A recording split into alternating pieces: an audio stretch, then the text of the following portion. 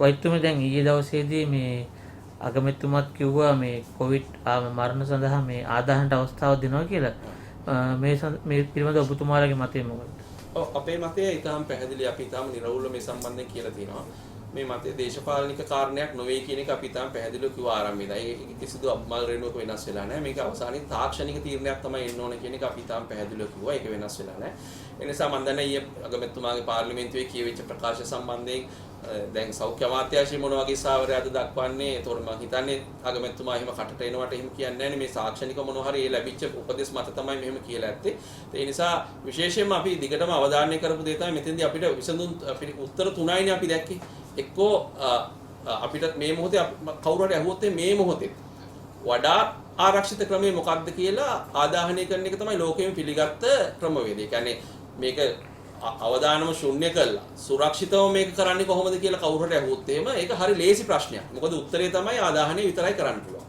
නමුත් අපි මේ කොවිඩ් වලදී කටයුතු කරලා තියෙන ආකාරය බැලුවම ලෝකේ පුරාම යම් අවදානමක් අරගෙන වැඩ කරලා තියෙනවා. නමුත් ඒ අවදානම තාක්ෂණිකව හරි ඇගීම ලක් කරලා තමයි ගන්න ඕනේ. එතෙන්දිත් ඒතකොට අපි කිව්වා ආදාහනය පමණයි කියන්නේ එක උත්තරයක්. ආදාහනයටයි බුමුදනටයි කිසිදු පාලනයකතුර නිදහස ඉඩ දෙනවා කියලා තෝරනම් සමහර රටවල් යනවා ගියාම යන්න පුළුවන්. එහෙමත් යන්න පුළුවන්. නමුත් ඒකට තියෙන අපේ රටේ තියෙන සාධකත් එක ඒකට ඉඩකඩ ඉතාම අඩුයි. තුන්වෙනි එක තමයි ආදාහනය තමයි හොඳම දේ. නමුත් මෙන්න මේ සාධක ඔස්සේ බුමුදානට යම් සීමිත අවසරයක් දෙනවා. මෙන්න මේ කියන தත්ත්වය යටතේ මෙන්න මේ කොන්දේසි යටතේ කියලා අවසරයක් දෙන්න පුළුවන්. ඒතකොට ඔය තුනෙන් මොකටද දැන් මේ අගමැතිතුමා පාර්ලිමේන්තුවේදී ප්‍රකාශයක් කළයි කියන එකෙන් ඒක රටේ නීතිය බවට පත් වෙන්නේ නැහැ නේ. රටේ නීතිය මේ මොහොතේ නිරෝධායන නීතිය. ඒතකොට සෞඛ්‍ය සේවා අධ්‍යක්ෂක ජනරාල්තුමාගෙන් යන්න ඕන ගැසට් නිවේදනයක්. ඒතකොට ඒ සම්බන්ධයෙන් මම හිතන්නේ යම් කතිකාවක පස්සේ තමයි සෞඛ්‍ය සේවා අධ්‍යක්ෂක ජනරාල්තුමා සයියත් එක්ක කතා කරලා වෙන්න ඕන අගමැතිතුමා ඒක ප්‍රකාශ කළේ. ඒ නිසා අපි විශ්වාස කරනවා තාක්ෂණිකව මේ ප්‍රශ්න දිහා බලලා මේ රටේ නීතියට අනුව මේ ප්‍රශ්නේ අවසන් විසඳුම් ප්‍රකාශයටපත් වෙනවා. එතෙන්දී සියලුම අපේ ජන කණ්ඩායම් වල සහයෝගය, ආගමික කණ්ඩායම් වල සහයෝගය, රටේ සමස්ත ජනතාවගේ සෞඛ්‍ය ආරක්ෂාව, ඒ වගේම ඒ සියලුම සාධක සැලකිල්ලට අරගෙන අවසන් තීරණය නීත්‍යානුකූල විදිහට ප්‍රකාශයටපත් විය යුතුයි කියන එක තමයි අපි විශ්වාස කරන්නේ.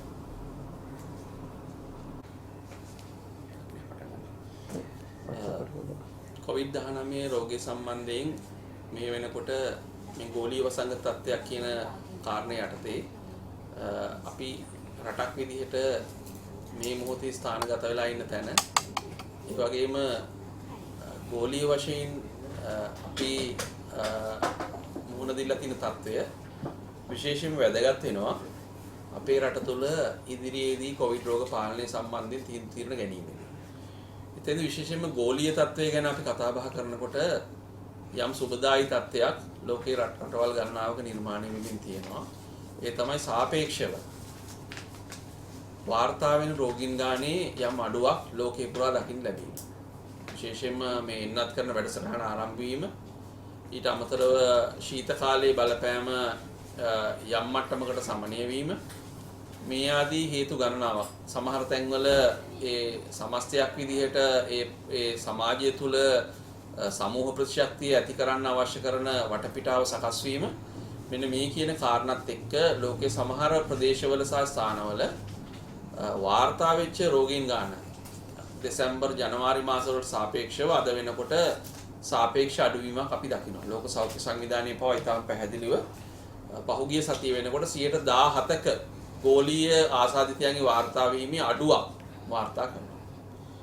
දැන් මෙතන අපි ගත්තාම මීට සති දෙක තුනකට ඉස්සෙල්ලා ලෝකයේ තිබිච්ච තත්ත්වය තමයි සතියකට එහා පැත්තේ වගේ අපි ඊට දෛනිකව වාර්තා වෙච්ච ගෝලීය රෝගීන් ගාන එහෙම නැත්නම් ලෝකේ පුරා වාර්තා වෙච්ච ආසාදිතයන් ගාන ලක්ෂ 7 8 9 සීමාව දක්වා ගිය දවසකට එච්චර ප්‍රමාණයක් වාර්තා වුණා. දැන් අද ඒක ලක්ෂ 4 සීමාවට අඩු වෙලා තියෙනවා.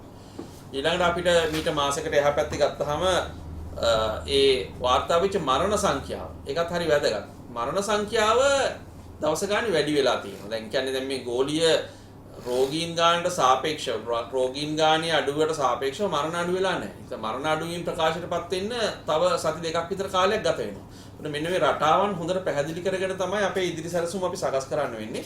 දැනටත් ලෝකේ පුරාද ඊයේ ගත වෙච්ච පැය 24 විතර 14000 15000ක් විතර මරණ සංඛ්‍යාව සිද්ධ වෙලා තියෙනවා.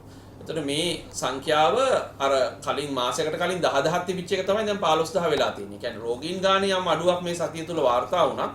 මරණ ගානේ එහෙම අඩුවක් අපිට පේන්නේ නැහැ. ඒ නිසා මෙන්න මේ රටාවන්, ඒ කියන්නේ මරණ සහ රෝගීන් සහ මරණ අතර වෙනස ඒ විදිහ තමයි. ඒ කියන්නේ අද වැඩිපුර රෝගීන් වාර්තා වුණොත් තව සතියක් දෙකක් විතර එහා පැත්තට ගිහිලා තමයි මරණ වලින් එක පිළිබිඹු වෙන්නේ. ඒ තත්ත්වය පැහැදිලිවම අපිට ලෝකේ දත්තහරුව පැහැදිලි වෙනවා. ඒ වගේම තමයි අපි විශේෂයෙන්ම ගත්තාම දැන් මේ පණිවිඩ දෙනකොට අපි සැලකිලිමත් වෙන්න ඕනයි කියන්නේ ඒකයි. මොකද ජනතාව මේවා බලන් ඉන්නවා. ජනතාවට මේවට අහුම්කම් දෙනවා. ඒ නිසා දැන් කෙනෙකුට දැන් මේ කියන කතාවත් එක්ක කියන්න පුළුවන්. හරි. එහෙනම් ප්‍රශ්නයක් නැහැ. ලංකාවේ අපිත් එහෙම ලබන සතිය වෙනකොට අඩු වෙලා යයි.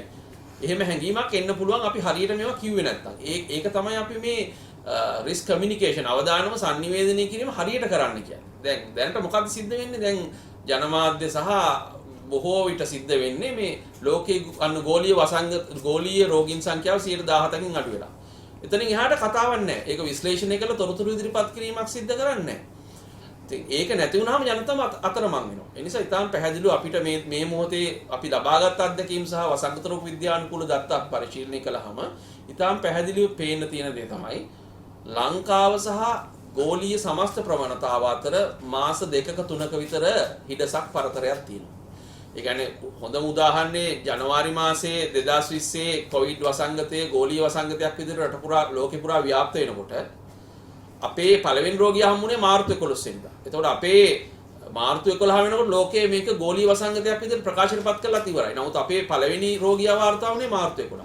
අපේ පළවෙනි රැල්ල තුල පීක් එකට අපි ආවේ. කියන්නේ ලොකුම රෝගීන් ගානක් ආවේ මැයි මාසෙ විතර වෙනකොට තමයි. එතකොට ඊටාම් පැහැදිලිව අපි අඩුම ගානේ මාස 2ක සමහරවිට මාස 3ක පිටිපස්සෙන් ඉන්නේ ලෝක ප්‍රවණතාවත් එක්ක. ඒ නිසා ඊටාම් පැහැදිලිව අපිට පේන තියෙන දේ තමයි දැන් ලෝකයේ මේ පෙබරවාරි මාසේ මැද වෙනකොට පෙබරවාරි අන්තිම වෙනකොට යම් අඩුවීමක් බැස්මක් අපිට අපේක්ෂා කරනවා. දැනටත් ඒක පටන් ගන්න තියෙනවා. නමුත් ඒක අපේ රට තුල දත්ත වලින් ප්‍රකාශ වෙන්නේ අඩුම ගානේ මැයි මාසෙවත් වෙයි. අඩුම ගානේ අප්‍රේල් මාසේ අන්තිම කාලෙවත් ගත වෙයි. අපේ සැබෑ ලෙසම රෝගීන් සංඛ්‍යාවේ අඩුවක් අපි නිරීක්ෂණය කරනවා. ඒ නිසා ඊටාම් පැහැදිලිව රෝගීන් අඩු වැඩි වීම කෙසේ වුණත් අපිට මූලික සෞඛ්‍ය හුරු පුරුදු වල මේ ලෝකයේ අඩු වෙනවයි කියලා අපිට අමතක කරන්න බෑ. ගෝලීය වසංගතේ පාලනය වේගන එනවයි කියලා අපිට අපේ රට තුල පාලනය කරන්න බෑ. මොකද අපේ රට තුල මේ මොහොතේ තියෙන தත්ත්වය තමයි දෛනිකව වැඩි වෙන ස්වභාවයක් තමයි අපි දකින්නේ.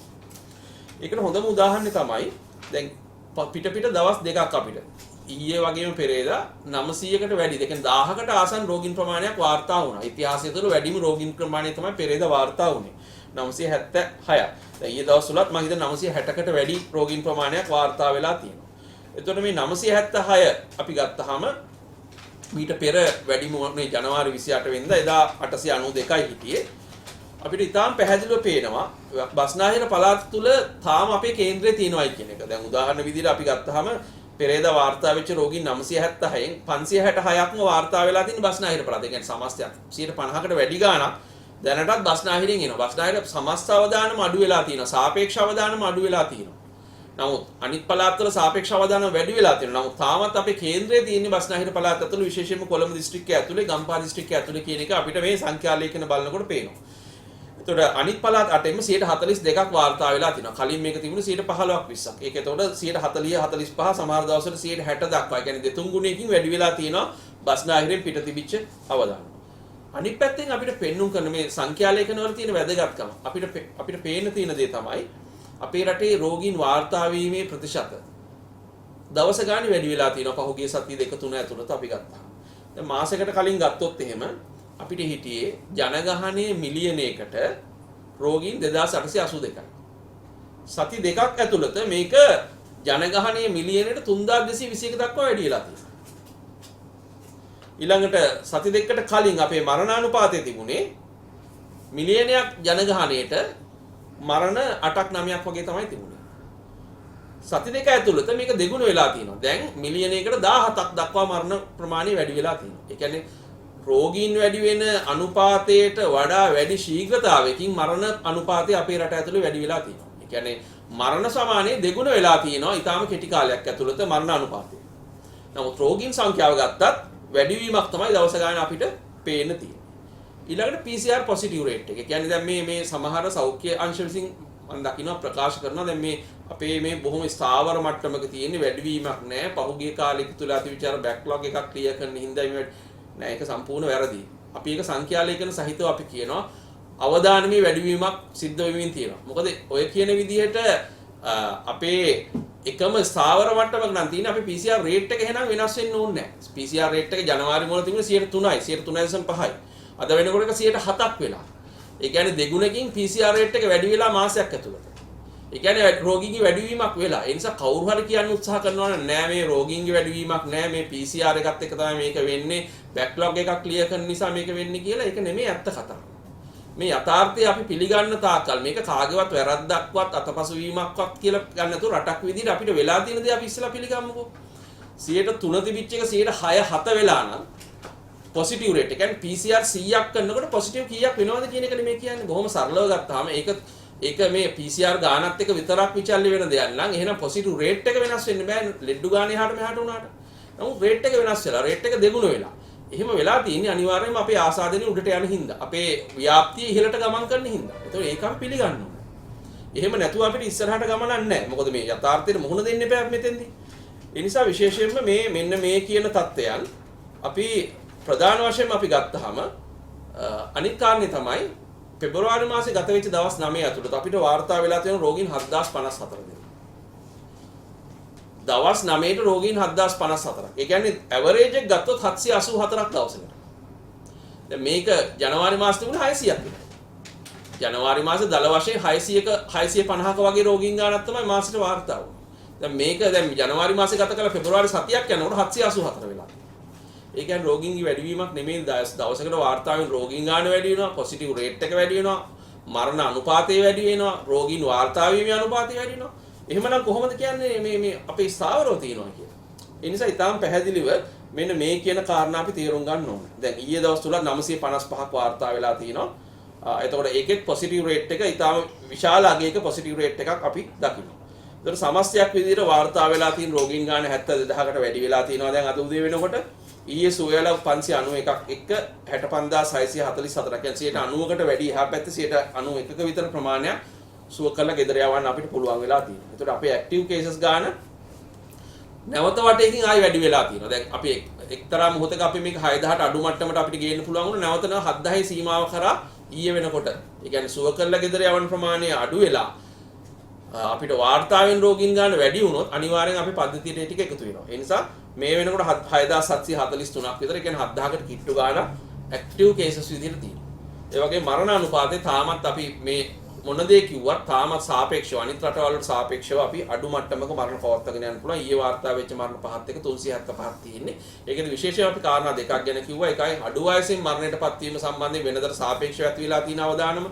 විශේෂයෙන් 70ට අඩු පිරිස් අතර මරණ වැඩිපුර සිද්ධ වෙන්න තියෙන අවදානම. ඒ වගේම බස්නාහිර පළාතෙන් පිට මරණ වැඩියෙන් වාර්තා වෙන ස්වභාවය අපේ විශේෂ අවධානයට යොමු කරන්න ඕනේ.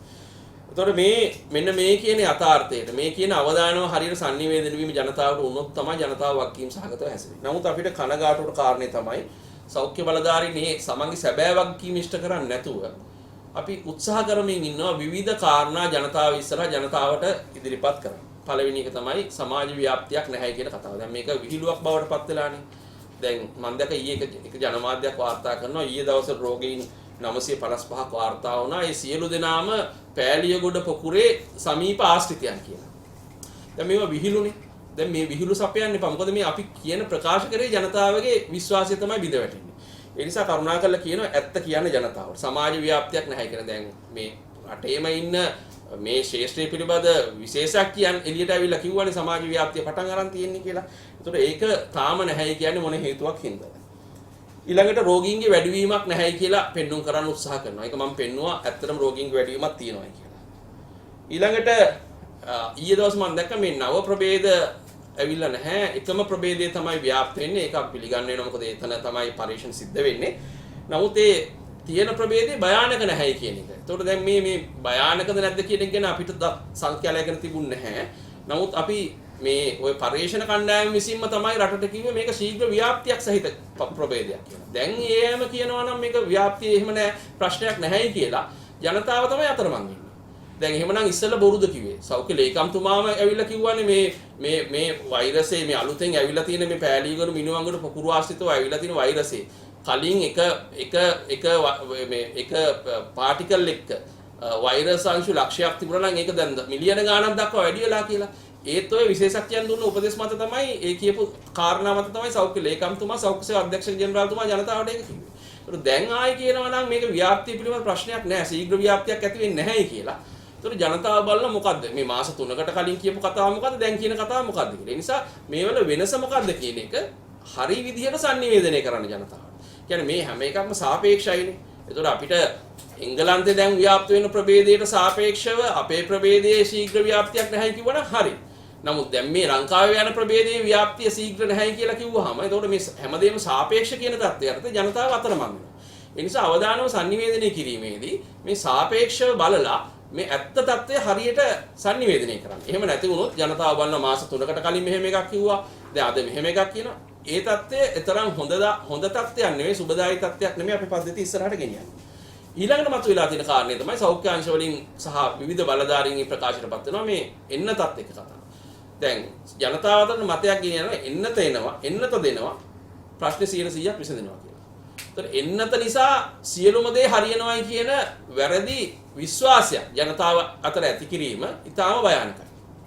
අපි ඉතාම පැහැදිලිව රජ්‍ය වෛද්‍යාරික සංඝ විදිහට මේක දෙකටම කිව්වා එන්නත දෙන්න ඕන එන්නත පුළුවන් තරම් ඉක්මනට ගෙන්නගෙන දෙන්න ඕන ගුණාත්මක ඵලදායී එන්නතක් ගෙහලා දෙන්න ආරක්ෂිත එන්නතක් දෙන්න ඕන ඒ සියල්ල හරි එන්නත සඳහා තියෙන ප්‍රමුඛතාව අපි හැමදාම අවධාරණය කරලා තියෙනවා අපිට යන්තම් හරි මේ අඳුරු උමග තුල ගමන් කරනකොට ඈතින් එළියක් පේනවා නම් ඒ පේන්නේ එන්නත හරහා ඒ නිසා තමයි එන්නත දෙන්න ඕන නමුත් ජනතාවට වැරදි විශ්වාසයක් දෙන්න එපා එන්නත ගත්තට පස්සේ සේරම හරියනවා කියලා ඒ හරහා තියනකට වඩා භයානක ප්‍රතිඵල ඇති වෙන්න පුළුවන්. ඒතකොට ලෝක සෞඛ්‍ය සංවිධානය තාම පැහැදිලිව කියලා තියෙන එන්නත ගත්තා.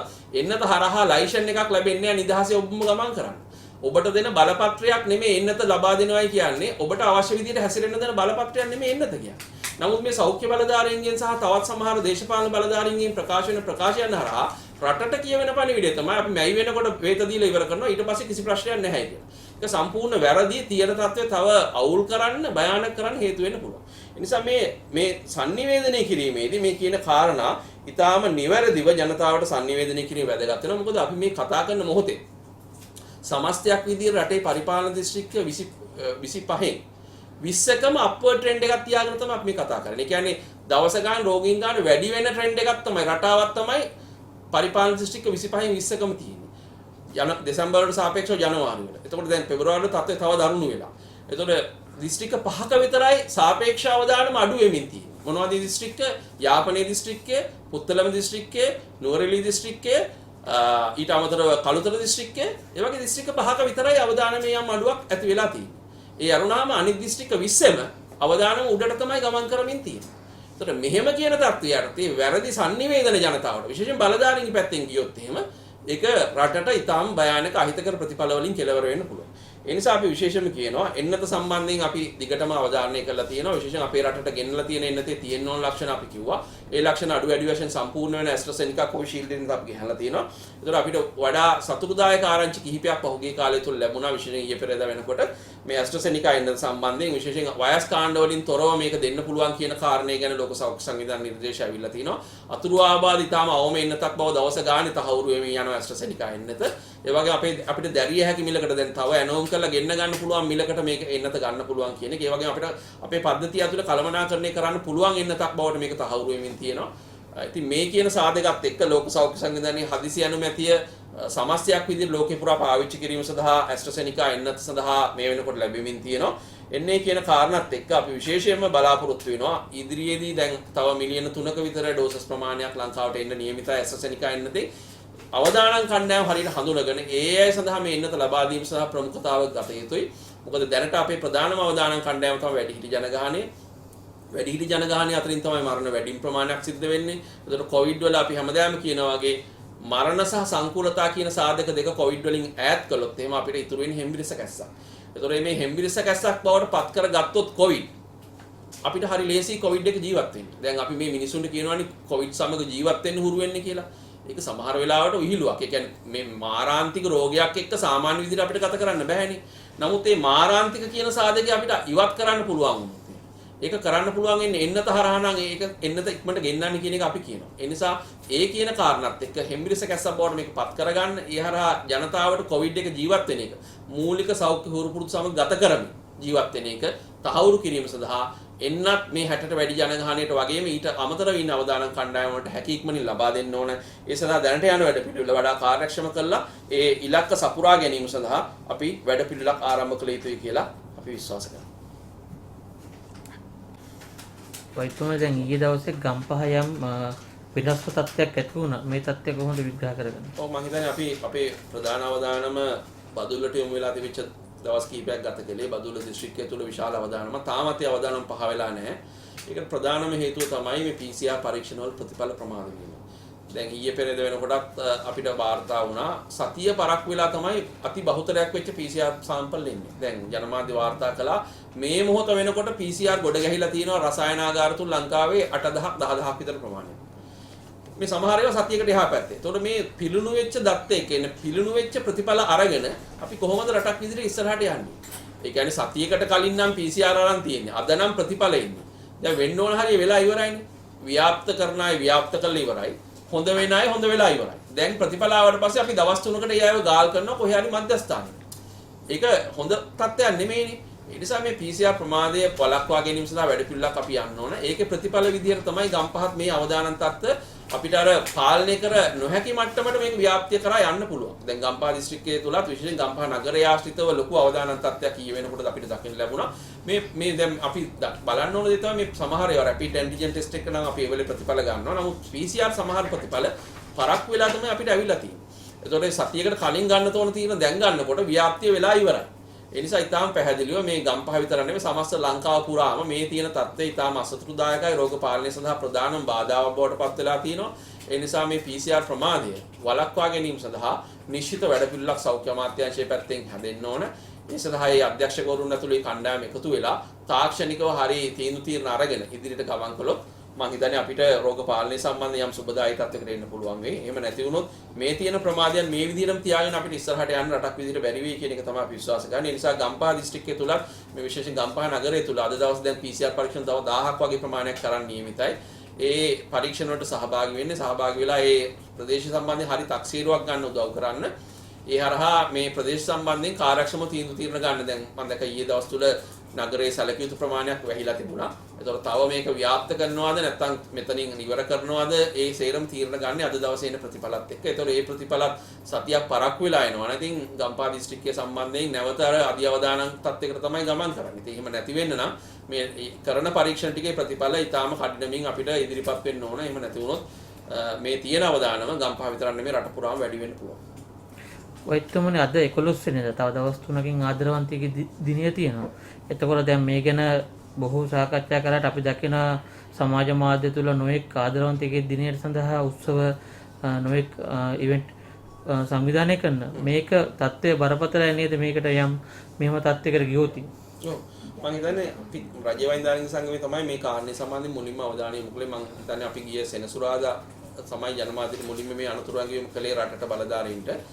මේ මොකද අපි මේ අවස්ථා මේ විවාහ මංගල උත්සව වෙන්න පුළුවන්, සෙනග එකතු කරලා කරන ප්‍රිය සංഭാෂණ වෙන්න පුළුවන්. ඒ හැමතැනක්ම අපි නිරීක්ෂණය කරලා තියෙනවා අර සුපර් ස්ප්‍රෙඩින් ඉවෙන්ට්ස්. එහෙම නැත්නම් අධි ව්‍යාප්තියක් කරා ගමන් කිරීම සඳහා ඉඩකඩ තියෙන අවස්ථා. ඒතකොට මේවා සෞඛ්‍ය උපදෙස් වලට පිටින් පවත්වන එක රටක් විදිහට ඉතාම භයානක තැනකට තමයි සමස්ත රටම ගමන් කරමින් තියෙන්නේ. මේ සමහර දේවල් අත්‍යවශ්‍ය දේවල් නෙමෙයි. දැන් උදාහරණ විදිහට වැලන්ටයින් දිනය කියන්නේ අපේ සංස්කෘතිය ඇතුලේ අපේ ආහාර පද්ධතිය ඇතුලේ තියෙන කාරණයක් නෙමෙයි.